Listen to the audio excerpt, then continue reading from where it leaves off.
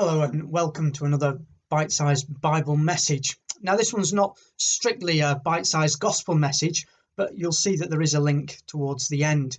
What I want to think about in this particular video is coronavirus and what we are to make of this global pandemic. I guess the question people sometimes ask is, does the Bible actually have anything to say about the likes of coronavirus? Well, for myself, as somebody who reads the Bible each day, this kind of disease going around the world seems to fit in very well with the prophetic message which the Lord Jesus Christ himself gave in a famous prophecy which he delivered on the Mount of Olives just outside Jerusalem. And in that prophecy, Jesus was foretelling events which would lead up to, in the first instance, the destruction of the temple and Jerusalem and the Jewish nation, which happened in the 1st century AD. But secondly, more importantly, the events which would lead up to his return as King of the world to set up God's kingdom on the earth. Now, this prophecy, it's called the Olivet prophecy by many, is recorded for us in 3 of the 4 gospel records. It's there in Matthew chapter 24, it's in Mark chapter 13, and it's also in Luke chapter 21. We're going to have a look at just a few verses from Luke's record in chapter 21. Because early on in this prophecy that Jesus gives to his followers, he lists for them a number of signs which would precede these great events that were to take place. Let me just read you a few verses from verse 9 onwards. He says to his disciples, "When you hear of wars and commotions, do not be terrified, for these things must come to pass first, but the end will not come immediately." Then he said to them, "Nation will rise against nation, and kingdom against kingdom. And there will be great earthquakes in various places, and famines and pestilences. And there will be fearful sights and great signs from heaven."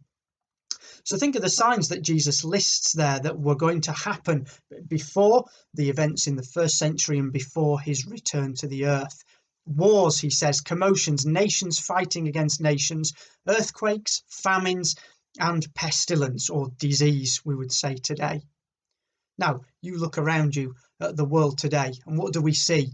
Just a steady news flow of all those kind of tragedies happening the world over, including, of course, now, pestilence of a sort that you and I, in our lifetimes, have just not experienced.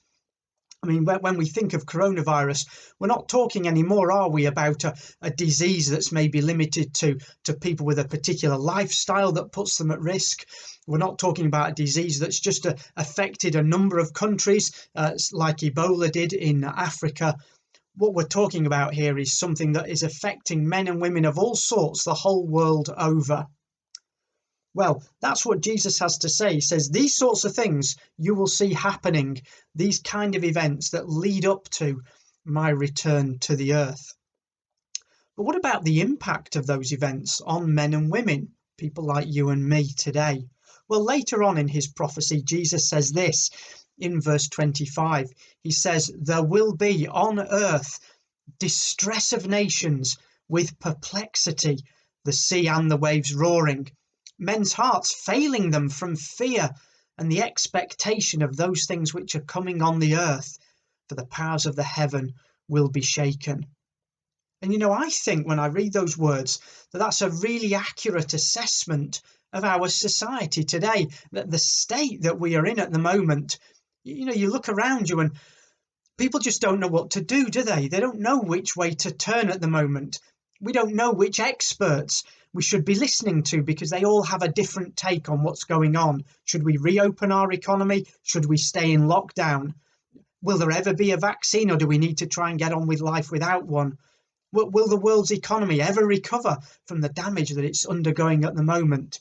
It's this great uncertainty and not knowing where to turn that's leaving men and women in distress, in perplexity, men's hearts failing them for fear, exactly as Jesus foretold.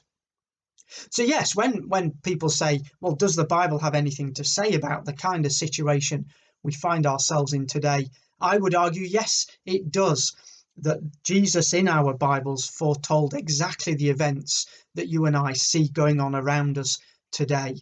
Not just coronavirus, but the whole society that we live in, and the mental stress that we see being caused at the moment. But most importantly, in all the things that Jesus says, what he tells us is that all these events are leading up to something greater. He says that if we see these events happening, then you and I are living in the era that will see his return to the earth, just as God promised. That means that we're not far away from the day when all these troubles that are going on around us at the moment will be removed.